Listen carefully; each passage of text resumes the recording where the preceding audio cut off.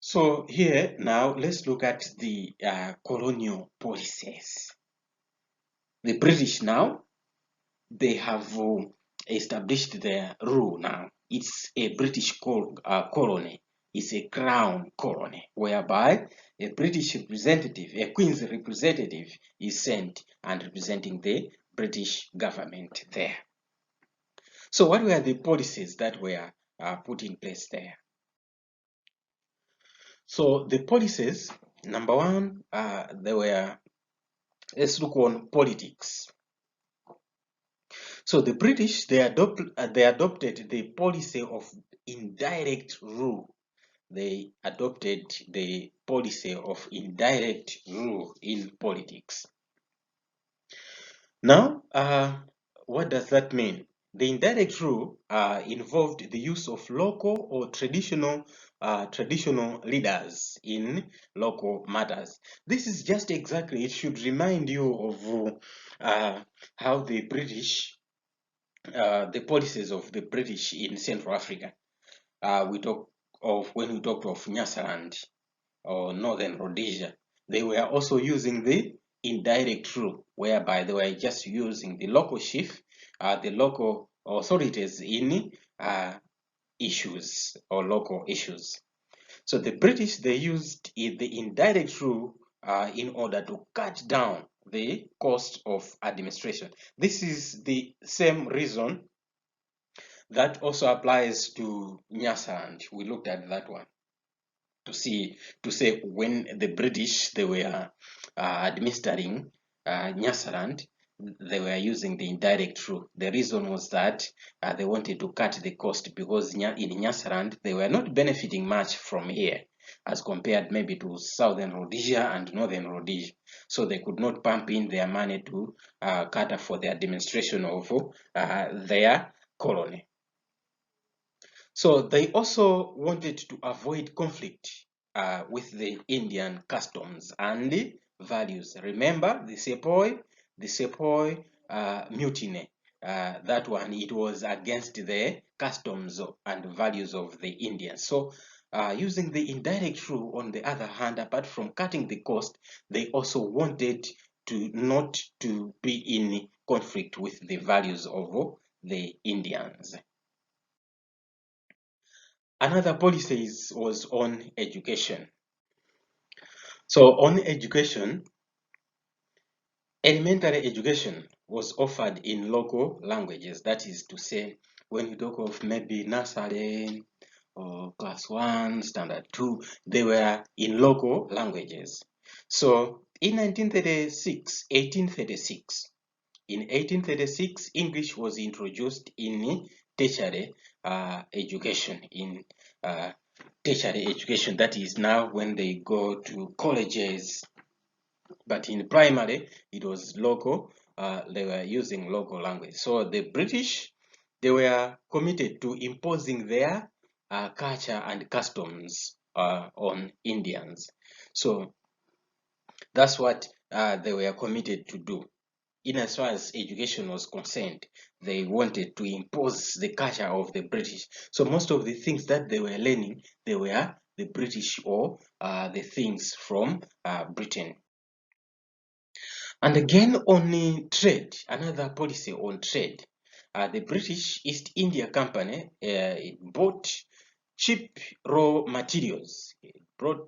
It bought cheap raw materials such as cotton and spices. They were buying raw materials from on a cheap, very cheap price, just as we do with our tobacco here. Is the raw material for other people. We produce a lot of the tobacco each and every year, and we don't process it. We depend on others to come and they buy from us. They do whatever they want to do with our tobacco outside there, whatever. But they flock here. They come here to buy the tobacco. Why? Because it is a cheap raw material here. So that's what happened in India a long time ago, whereby cotton and spices, they were just bought at a cheaper price by the British East India Company.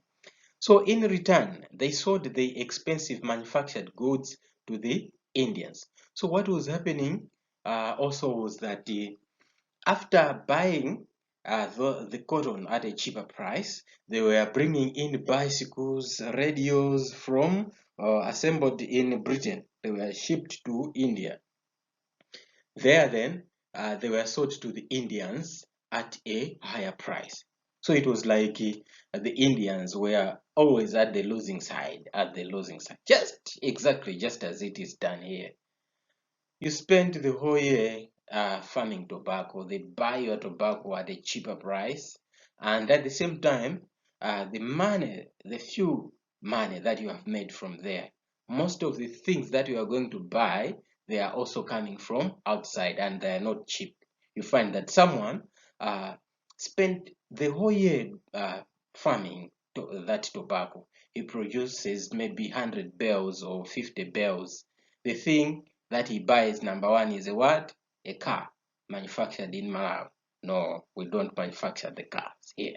So you buy expensive materials after selling your goods at a cheaper price. As a result, it was the things that were happening in India. So the colonial administration banned the making of salt locally from the sea. So people in India, they were making salt from the Indian Ocean. As a result, the company or the colonial administration, it said, no, you are not going to produce salt here. If you want to use salt, you buy from us, shipped from outside. Look at that. So that was what happened. And another policy was on freedom of expression.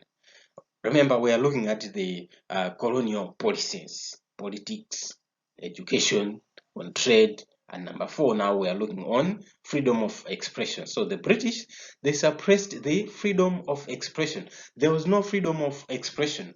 So the Indian newspapers, they were banned. They were not allowed. And public meetings were also forbidden. No gathering, 10, 15 people, 20 people gathering. No, it was an offense. It was a crime. So Indians were excluded in most important government positions, such as the defense and foreign affairs. So the administration of Indian government, it was in the hands of the British. No Indians were allowed to be in the inner circle of the government administration. So all the important government positions, they were for the British and not the Indians.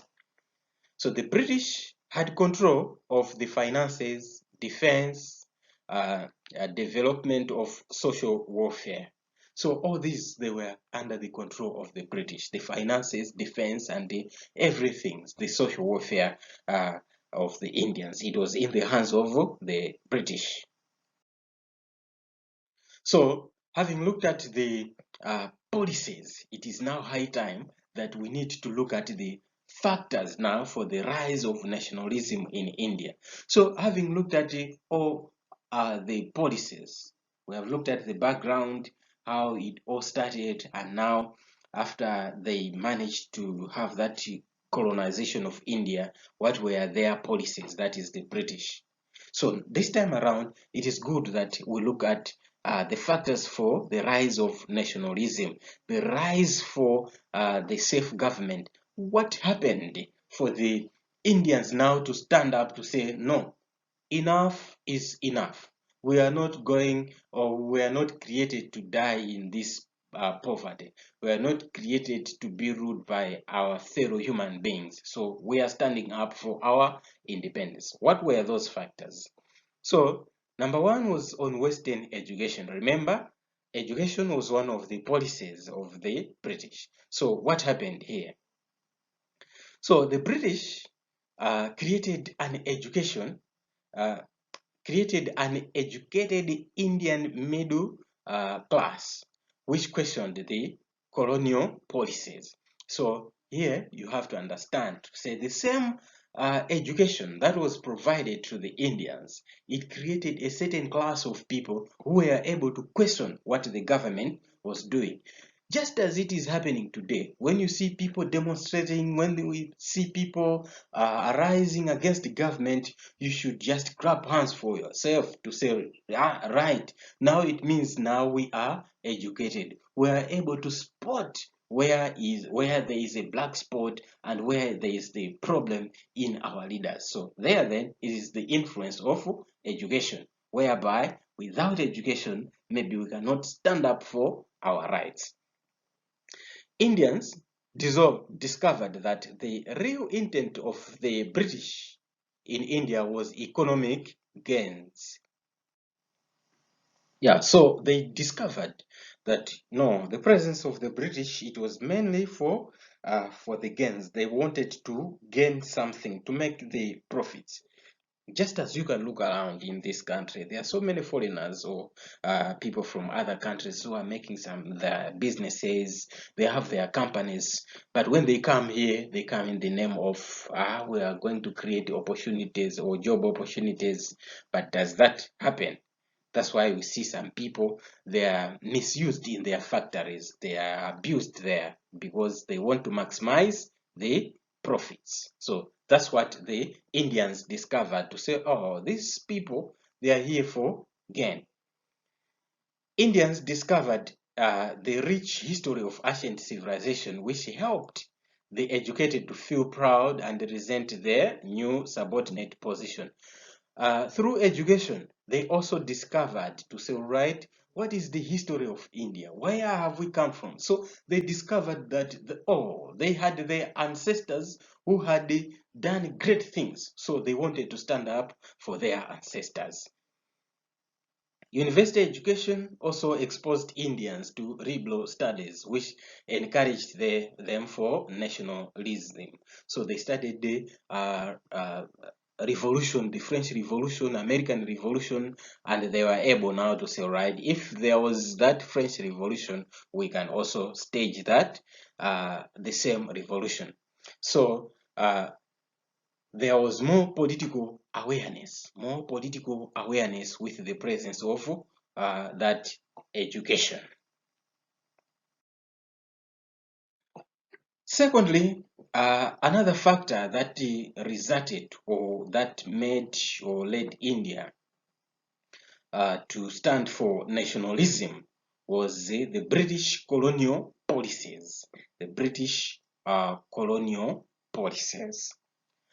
Now, the Indians resented the fact that they were being excluded from important ministries. Remember, on politics there, all the good positions like in defense, foreign affairs, as well as in finance, they were for the British. For the British, no Indian was to take that position.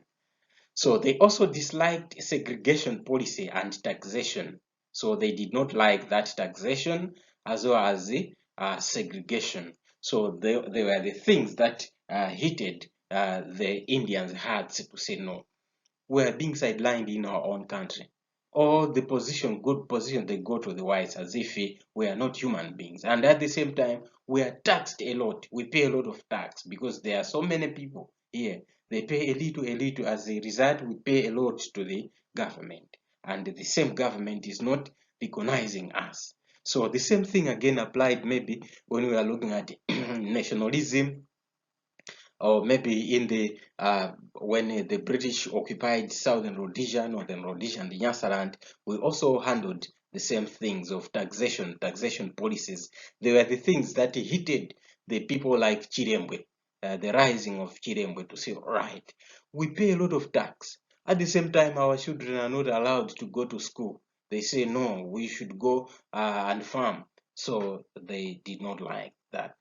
So the policies made the Indians poor while uplifting the living standards of the whites. So the whites were becoming richer and richer, and the Indians were becoming poor and poor. So that one, the Indians did not like. As a result, it caused the people to fight for their independence. Another factor for the nationalism in India, it was the religious relationships. So the British, they were Christians, whereas the Indians, they were the Hindus and others were Muslims. So with that then, it urged the Indians to strive at getting rid of the Western influence because they were ruled by the Christians who were in minority, and the majority of the people, they were the Hindu and the Muslims. So they wanted to get rid of these Christians to say, no, they are just here to misuse us. After all, we don't worship in the same religion. So they wanted to do away with them. Another factor for Indian nationalism was the existence of nationalist movements in India. So they were the nationalist movements in India. So there was the Indian National Congress, and the Muslim League. So these two, they provided leadership to get rid of the whites' rule. So these two movements, they played a very, very big role in the nationalism of India because they provided the leadership that fought against the whites. So it unified the Indians to speak with one voice. So the movement, when say this one is a movement, it was representing the voice of the people. Therefore, the Indians, they came together and they fought with one voice. So it also guided Indians to stage mass demonstrations. That is mass demonstrations. Demonstrations, they are done better if they are organized by a movement.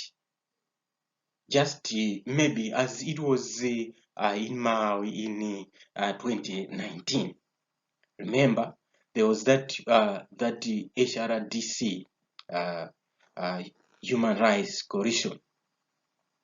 That one, it organized the people to say we are standing for the rights of the people.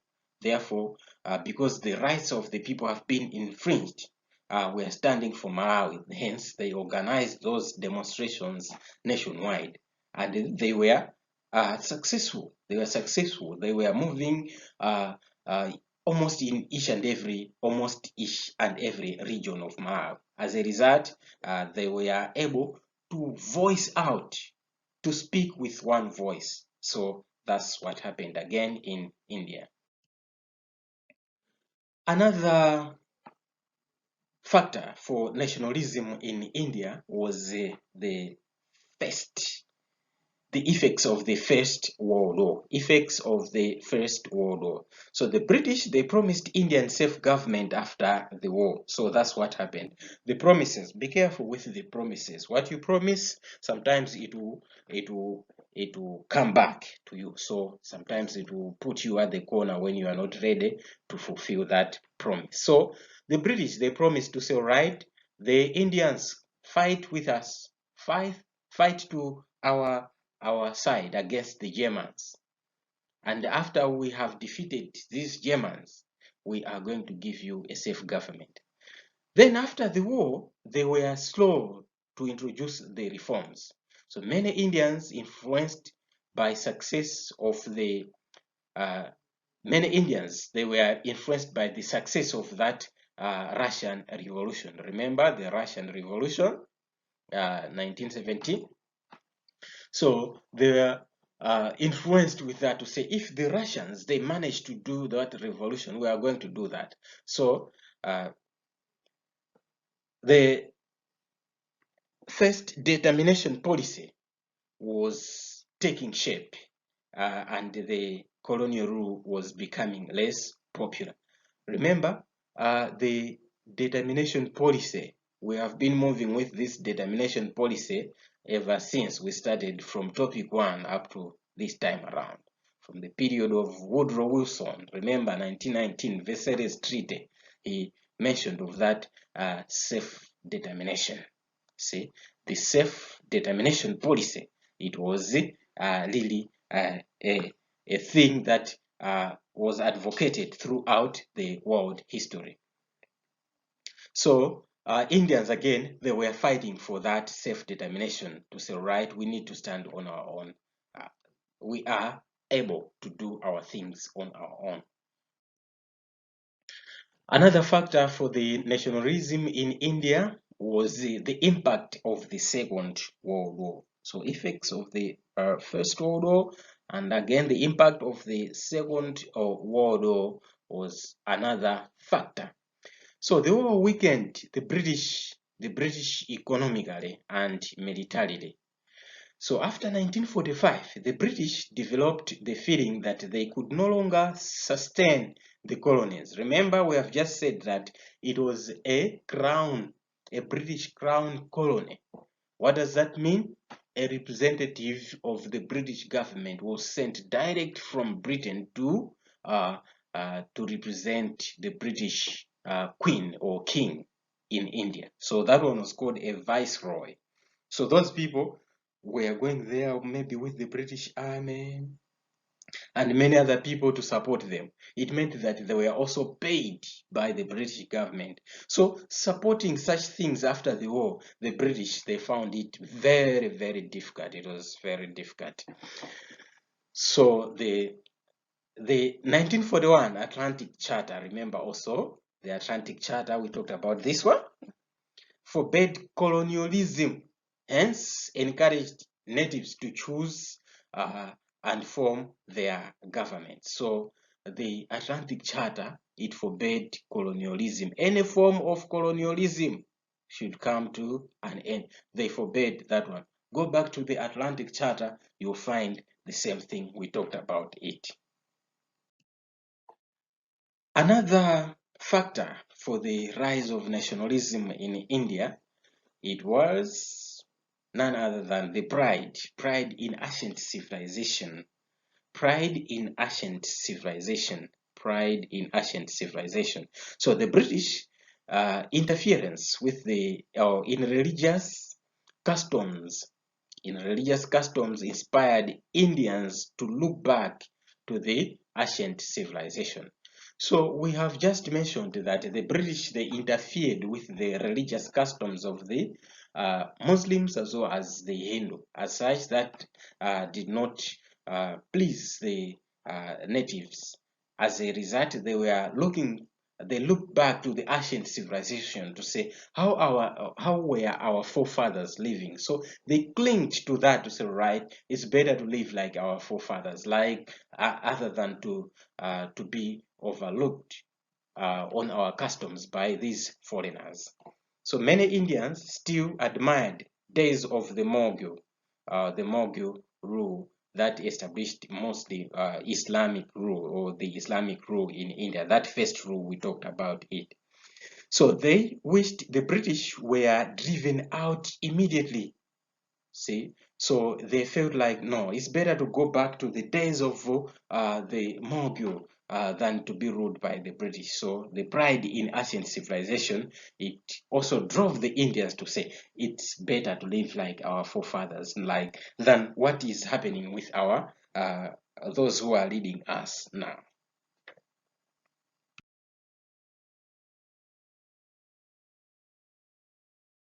Simutaya nthawi yanu kufunafuna maphunziro muzakhala wotumidwa moyo wanu wonse. Ngati simuphunzira anthu azingokutumani, ajala kalime, ajala kuchwe manyazi, ajala katende yanti, ndipo anthu ophunzira wandu wotuma so kwambiri. Ndiye ngati simuphunzira, skulu akuyikirani apa mukhala otumidwa.